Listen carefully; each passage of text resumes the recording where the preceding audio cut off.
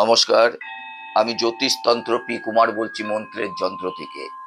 আমি প্রথমেই আপনাদের বলে রাখি, অনুরোধপূর্বক আপনারা যদি নতুন নতুন অজানা কথা জানতে চান, সেই ক্ষেত্রে এই মন্ত্রের যন্ত্র আপনি যদি সাবস্ক্রাইব করে রাখেন, তাহলে কিন্তু আপনি অনেক অজানা কথা জানতে পারবেন। এবং এটা যদি আপনি শেয়ার করেন, তাহলে যারা জানেন না তারাও কিন্তু জানতে পারবে। আর লাইক করলে আমার মনের একাগ্রতা বাড়বে এবং আপনাদের সামনে অনেক মূল্যবান অজানা কথা আমি এনে দিতে পারবো।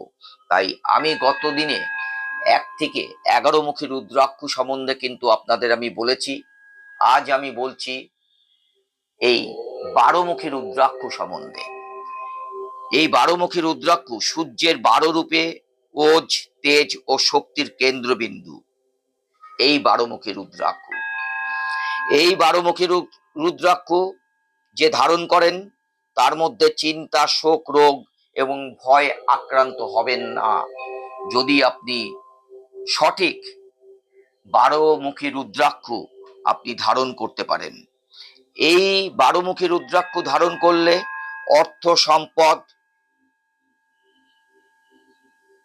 আপনার প্রাচুর্য বাড়তেই থাকবে। এই রুদ্রাক্ষ এতই প্রভাবশালী যে এর জল, মানে একে যদি ধুয়ে সেই জল দিয়ে আপনি যদি স্নান করেন, সেই ক্ষেত্রে কিন্তু আপনার অনেক রোগ বিতাড়িত হবে। তাহলে বোঝাতে পারছি যে 12 মুখী রুদ্রাক্ষর প্রভাব। তাই এই 12 মুখী রুদ্রাক্ষ পড়তে গেলে একটা মন্ত্র আছে, সেই মন্ত্র নিয়ে আমি পরে বলছি। প্রথমে বলে রাখি, এই 12 মুখী রুদ্রাক্ষ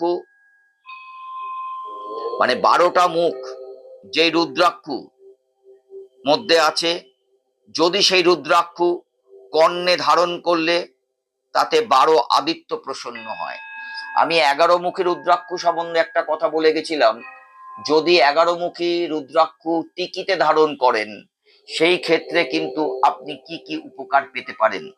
আর এই 12 মুখী রুদ্রাক্ষর মধ্যে আমি বলছি, এই 12 মুখী রুদ্রাক্ষ যদি কর্ণে ধারণ করেন, মানে কানে, সেই ক্ষেত্রে কিন্তু আপনি 12 আদিত্য প্রসন্ন হবে। এই 12 মুখী রুদ্রাক্ষ গোমেদ ও অশ্বমেধ যজ্ঞের ফল পাওয়া যায়, যদি আপনি এই 12 মুখী রুদ্রাক্ষ নিষ্ঠাভাবে, ভক্তিভাবে আপনি ধারণ করতে পারেন। এই 12 মুখী রুদ্রাক্ষ রোগের ভয় থেকেও আপনাকে অনেকটাই দূরে রাখবে। এই রুদ্রাক্ষ সর্বদা সুখে থাকার একটা বিশাল জায়গা এই 12 মুখী রুদ্রাক্ষ ধারণে। প্রাণী হত্যা পাপ থেকেও কিন্তু এই রুদ্রাক্ষ ধারণে আপনি কিন্তু বেঁচে যাবেন। তাই এই 12 মুখী রুদ্রাক্ষ, এর আগে আমি 11 মুখী রুদ্রাক্ষ বলেছি, আজকে 12 মুখী রুদ্রাক্ষ সম্বন্ধে কিন্তু আপনাদের জানাচ্ছি। যারা জানেন না তাদের কিন্তু মন দিয়ে যদি এই কাজগুলো আপনারা করতে পারেন বা রুদ্রাক্ষটা পড়তে পারেন, এবং এই রুদ্রাক্ষ বাজার থেকে আপনি কিনে নিয়ে পড়ে নেবেন না, কোনো রুদ্রাক্ষ বিশেষজ্ঞকে দেখিয়ে এটা ঠিক আছে কিনা তারপর কিন্তু আপনি সেই রুদ্রাক্ষ ধারণ করবেন। এই 12 মুখী রুদ্রাক্ষ মহাবিষ্ণুর স্বরূপ। এটি ধারণ করলে সাধক কোনোভাবেই ভীত হয় না। অনেক ব্যক্তির মধ্যে একটা ভয় কাজ করে, এই 12 মুখী রুদ্রাক্ষ পড়লে তার এই ভয়ের ব্যাপারটা কিন্তু চলে যাবে।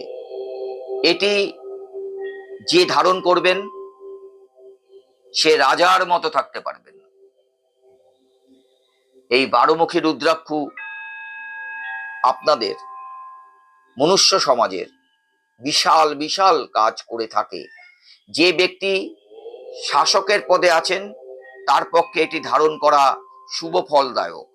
এই 12 মুখী রুদ্রাক্ষ ধারণ করলে সাধকের, মানে সাধক আমি তাকেই বলছি, যে ধারণ করছেন সেই ব্যক্তি হচ্ছেন সাধক।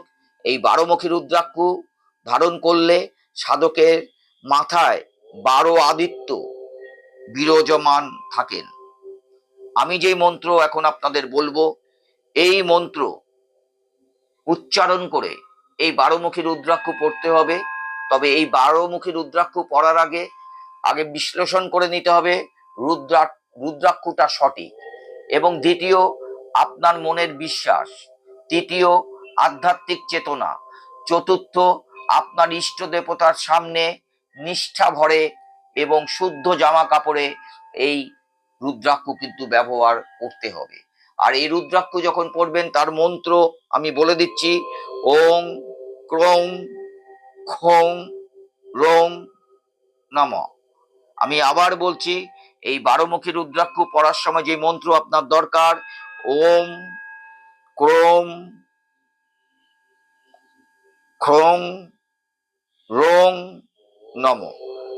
আপনারা যদি এই 12মুখী রুদ্রাক্ষ আপনারা পড়তে পারেন, তাহলে কিন্তু আপনারা বিশেষভাবে উপকৃত হবেন, এবং মন্ত্রের যন্ত্রটাকে এগিয়ে নেওয়ার সহযোগিতা আমাকে করতে হবে। নমস্কার।